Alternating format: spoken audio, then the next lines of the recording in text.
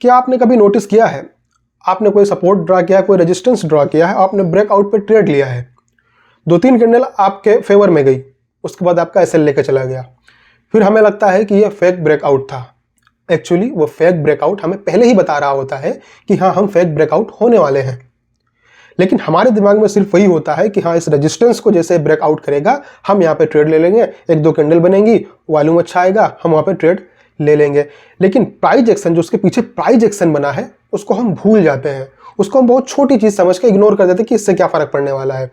एक चीज़ मैं यहाँ पे आपको क्लियर कर दूँ, जो ट्रेडिंग है इसको आप जितना सिंपल रखेंगे ना, उतना ही आप इससे प्रॉफिट बना सकते हैं।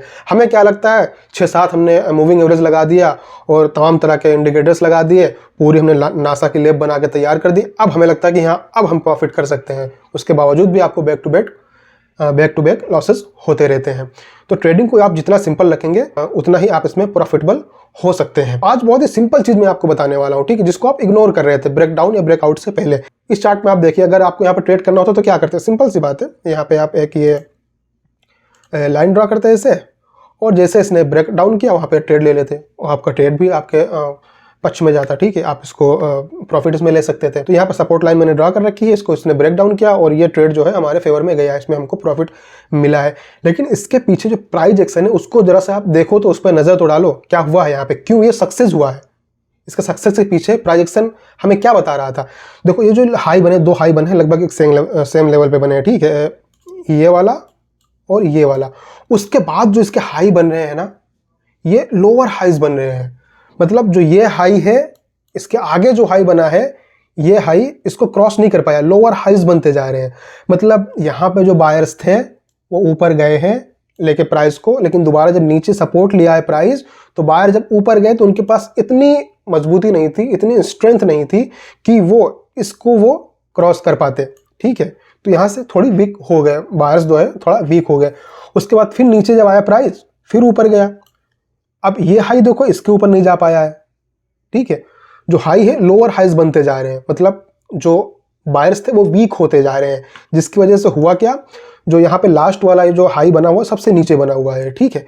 तो यहाँ पे हमें ये पता हो गया कि हाँ, स्टेप बाय स्टेप जो बायर थे वो वीक होते जा रहे हैं, और हुआ कि यहाँ पे एक बड़ी बेरिश कैंडल बनी, तो यहाँ पे हमें एक सक्सेस ट्रेड मिल गया। वहीं पे अगर हम बात करें, यहाँ पे आप देख लो, यहाँ पे आप देखो, यहाँ पे क्या हुआ है, इस ट्रेड में ये ब्रेकआउट फेल क्यों हुआ है, समझ में आ गई होगी बात ना, फिर से मैं बता ही देता हूँ, ठीक है। यहाँ पे क्या हुआ है, प्राइस ऊपर गया है, उसके बाद जो हाई बन रहा है वो उसके ऊपर बन रहा है, उसके बाद जो हाई बन रहा है उसके ऊपर बन रहा है। मतलब बायर जो है, सेलर है, प्राइस को नीचे ले जाने की कोशिश कर रहे हैं, लेकिन बायर जो है उनकी संख्या ज़्यादा है, उनके अंदर मजबूती ज़्यादा है, इसलिए वो बराबर जो है हायर हाई बनाते चले जा रहे हैं।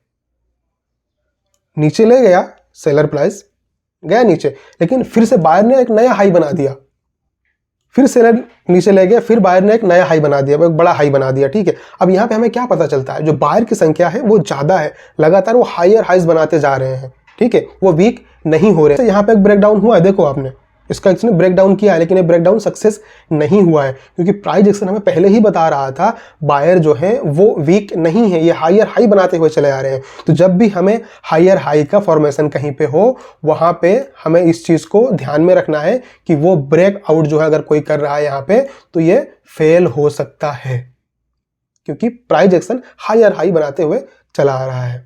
इतनी बात समझ में आ गई। अब वैसे ही हम रेजिस्टेंस को ब्रेकआउट पे देख लेते हैं कि क्या हुआ है। या इसने लो मारा है, जो दूसरा लो बना है ये इसको ऊपर बना है, मतलब ये हायर लोज बनाते हुए चला जा रहा है, ठीक है, ये हायर लोज बनाते हुए चला जा रहा है। प्राइस एक्शन हमारा कैसा बन रहा है, प्राइस एक्शन हमारा ऐसे ऐसे ऐसे बन रहा है, ठीक है।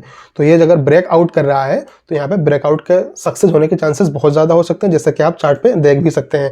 जो ये लो बना है, दूसरा लो जो बना है वो इसके ऊपर बना है, ठीक है, तीसरा लो जो बना है ये इसको ऊपर बना है, मतलब हायर लोज बनते जा रहे हैं। तो अगर ये ब्रेकआउट करेगा तो वहां पे हम ट्रेड ले सकते हैं, इस ट्रेड के सक्सेस होने के चांस बहुत ज़्यादा हो जाते हैं। तो ये सिंपल सी चीज़ें हैं, ठीक है, इसको हम ध्यान नहीं देते, हम बस ब्रेकआउट और ब्रेकडाउन की जो हमने लाइन बना रखा है, जो जोन बना रखा है, उस पर हमारा पूरा फोकस होता है, और पीछे जो प्राइस एक्शन उसका काम कर रहा होता है उसको हम एकदम से इग्नोर कर देते हैं।